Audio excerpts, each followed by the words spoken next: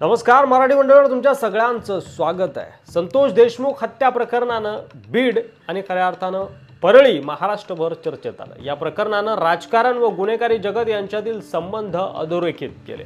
वाल्मिक कराड आणि धनंजय मुंडे यांच्या राजकीय प्रतिमांवरही या प्रकरणाचा मोठा परिणाम झाला। या घटनेची सविस्तर पार्श्वभूमी पाहता धनंजय मुंडे यांची राजकीय ताकद आणि त्यांच्या संपत्तीबद्दलची चर्चा सध्या होत आहे।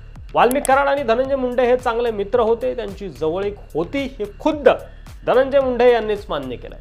मागच्या व्हिडिओमध्ये आपण वाल्मिक कराड आणि त्यांच्या पत्नी यांची संपत्ती बघितली। आपल्या चॅनलवर आपण विविध नेत्यांची संपत्ती देखील बघितलेली आहे, त्याची सविस्तर प्लेलिस्ट आपल्या चॅनलवर तुम्हाला बघायला मिळेल। हा व्हिडिओ झाला की ती प्लेलिस्ट देखील तुम्ही बघू शकता, ते व्हिडिओ देखील तुम्ही बघू शकता। या व्हिडिओमध्ये आपण नजर टाकणार आहोत 2014 पासून 2024 पर्यंत धनंजय मुंडेंची संपत्ती किती वाढली, त्यांच्या उत्पन्नाचा सोर्स काय आहे आणि त्यांच्या पत्नीकडे किती संपत्ती आहे, सोनं नाणं किती आहे, जमीन किती आहे, हे सगळं बघणार आहोत। पुढे जाण्याआधी या विषयावर तुमचं मत काय आहे कमेंट करून नक्की सांगा आणि आपल्या मराठी मंडळी या चॅनलवर तुम्ही नवीन असाल तर सबस्क्राइब नक्की करा। चला तर सुरुवात करूया। 2014ला जेव्हा धनंजय मुंडेंनी पंकजा मुंडे यांच्या विरोधात रणशिंग फुंकलं, त्या निवडणुकीत त्यांनी सादर केलेल्या प्रतिज्ञापत्रानुसार त्यांच्याकडे एकूण अंदाजे जवळपास 16 कोटीपेक्षा जास्त मालमत्ता होती, तर 3 कोटीपेक्षा जास्त त्यांच्यावर दायित्व होतं असं त्यांनी आपल्या प्रतिज्ञापत्रात म्हटलं होतं।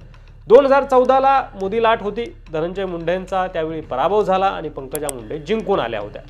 त्यानंतर धनंजय मुंडे यांना 2016 दरम्यान मला वाटतं विधान परिषदेवर घेण्यात आलं, त्यावेळी 1 करोडनं त्यांची संपत्ती वाढली होती, म्हणजे एकूण 17 कोटींची मालमत्ता तर 4 कोटींचं दायित्व असं त्यांनी त्यांच्या प्रतिज्ञापत्रामध्ये तेव्हा सांगितलं होतं। आता वेळ होती 2019ची। 2019ला मोदी लाट ओसरली होती, पंकजा मुंडे फडणवीसांना डोईजड होऊ लागल्या अशा चर्चा होत्या आणि पंकजा मुंडे विरुद्ध फडणवीस असं शीतयुद्ध सुरू होतं। त्यातल्या त्यात चिक्की घोटाळा आणि जलयुक्त शिवार योजनेचं क्रेडिट घेण्याची लढाई हे सगळं सुरू होतं। पक्षांतर गडबाजी सुरू होती, ज्याचा फटका पंकजा मुंडेंना बसला आणि धनंजय मुंडे 2019ला जिंकून आले। पंकजा मुंडेंचा पराभव झाला। जवळपास मला वाटतं पंकजा मुंडेंना 91,000 पेक्षा काहीतरी जास्त मतं होती, तर धनंजय मुंडे यांना 1,22,000 मतं जवळपास तेव्हा पडली होती। त्यावेळी त्यांनी सादर केलेल्या प्रतिज्ञापत्रानुसार धनंजय मुंडेंची एकूण मालमत्ता 17 कोटींवरून 23 कोटी झाली होती आणि दायित्व 4 कोटींवरून 2 कोटीवर आलं होतं, म्हणजे संपत्ती वाढली आणि कर्ज कमी झालं अशी त्यावेळची परिस्थिती होती। त्यानंतर आता वेळ होती 2024ची आणि तुम्हाला आश्चर्य वाटण्याची, कारण 2019च्या तुलनेत 2024ला जवळपास धनंजय मुंडेंची मालमत्ता 5 वर्षात डबल झाली आहे। 23 कोटीवरून धनंजय मुंडे पोहोचले 39 कोटींवर, सोबतच दायित्व देखील वाढलं। या चंकाने दायित्व त्यांनी दाखवलेलं आहे 15 कोटी प्लस। आता अशी कोणती शेती आहे जी केली की संपत्ती डबल होते, हे कमेंट करून नक्की सांगा, कारण धनंजय मुंडेंनी आपल्या प्रतिज्ञापत्रात आपला व्यवसाय शेती दाखवलाय। शेती व्यवसाय आणि आमदारकीचा पगार हा त्यांच्या उत्पन्नाचा सोर्स आहे असं त्यांचं म्हणणं आहे। जोडीदार देखील शेती आणि व्यवसाय करतो, म्हणजे त्यांच्या पत्नी राजश्री मुंडे या देखील शेती व्यवसाय करतात असं त्यांनी आपल्या प्रतिज्ञापत्रामध्ये म्हटलेलं आहे। गुन्हे कोणते आहेत धनंजय मुंडेंवर त्यावर एक नजर टाकूया। फसवणूक आणि अप्रामाणिकपणे मालमत्तेच्या वितरणाशी संबंधित आरोप IPC कलम 420 धनंजय मुंडे यांच्यावर आहे। गुन्हेगारी विश्वासभंगाच्या शिक्षेशी संबंधित आरोप IPC कलम 406। सार्वजनिक सेवक किंवा बँकर, व्यापारी किंवा एजंटद्वारे विश्वासभंगाच्या गुन्हेगारीशी संबंधित आरोप IPC कलम 409। बनावट कागदपत्र किंवा इलेक्ट्रॉनिक रेकॉर्ड अस्सल म्हणून वापरण्याशी संबंधित शुल्क IPC कलम 471 आणि व्यक्तिमत्वाद्वारे फसवणूक केल्याबद्दल शिक्षेशी संबंधित आरोप IPC कलम 419 असे काही गुन्हे धनंजय मुंडे यांच्यावर आहेत। अद्याप कोणत्याही गुन्ह्यात ते दोषी आढळलेले नाहीयेत। काही प्रकरणे सध्या न्यायप्रविष्ट आहेत।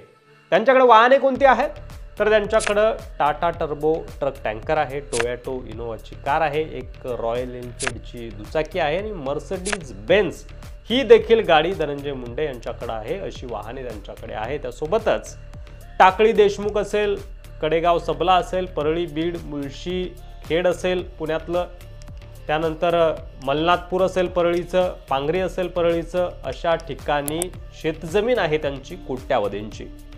परळीमधील जलालपूर येथे काही बिगर शेतजमीन आणि इमारती आहेत, म्हणजे राहण्यायोग्य इमारत. युगाई हरित शिवाजीनगर, भाडूप पुणे, द्वारका अपार्टमेंट शिवाजीनगर पुणे, मुंबई अशा काही ठिकाणी फ्लॅट्स आणि राहण्यायोग्य इमारत किंवा घर म्हणू आपण त्याला, ते आहे. जवळपास 24 ते 25 कोटींची ही सगळी मालमत्ता असेल असा एक अंदाज आपण वर्तवू शकतो. त्यापेक्षा प्लसच आहे त्यांच्या प्रतिज्ञापत्रानुसार. धनंजय मुंडेंचं सिम्बॉसिस कॉलेज पुणे येथून एप्रिल 1998 मध्ये पदवीचं शिक्षण झालंय, तर मार्च 1992 मध्ये बैद्यनाथ कॉलेज परळी येथून 12वी आणि मार्च 1990 मध्ये न्यू इंग्लिश स्कूल परळी येथून 10वी झालेली आहे, अशी माहिती त्यांच्या 2024च्या प्रतिज्ञापत्रामधून प्राप्त झालेली आहे. तर एकंदरीत हे सगळी संपत्ती होती धनंजय मुंडे यांची. सोनं चांदी देखील त्यांच्याकडे आहे, जवळपास 1.5 किलोपेक्षा जास्त चांदी त्यांच्याकडे आहे असं त्यांनी आपल्या प्रतिज्ञापत्रामध्ये म्हटलेलं आहे. सोनं देखील आहे. याचा तपशील जास्त खोलात आपण जाणार नाही, मात्र एकंदरीत तुमच्या लक्षात आलं असेल यावरनं की धनंजय मुंडे यांची संपत्ती 2014 पासून 2024 पर्यंत कशी वाढली, किती पट वाढली, त्यांची एकूण मालमत्ता किती आहे, दायित्व किती आहे, हे सगळं आपण बघितलं. त्यांच्याकडे वाहनं किती आहेत आणि सोबतच त्यांच्यावर गुन्हे किती आहेत हे देखील आपण बघितलं. इतर नेत्यांचे व्हिडिओ, वाल्मिक कराड यांचे व्हिडिओ असतील, त्यांच्या पत्नीच्या संपत्तीचे व्हिडिओ असतील, त्याची संपूर्ण प्लेलिस्ट आपल्या चॅनलवर आहे, ती बघायला देखील विसरू नका. या व्हिडिओ संदर्भात तुमचं मत काय होतं, काय आहे ते आम्हाला कमेंट बॉक्समध्ये लिहायला विसरू नका. असेच माहितीपूर्ण व्हिडिओ जर तुम्हाला बघायचे असतील आणि आपल्या मराठी मंडळीवर तुम्ही नवीन असाल तर सबस्क्राईब करायला विसरू नका. आणि हो, व्हॉट्सअप ग्रुपवर या व्हिडिओची लिंक जास्तीत जास्त शेअर करा. पुन्हा भेटू पुढच्या व्हिडिओमध्ये. तोपर्यंत रजा घेतो. धन्यवाद. जय महाराष्ट्र.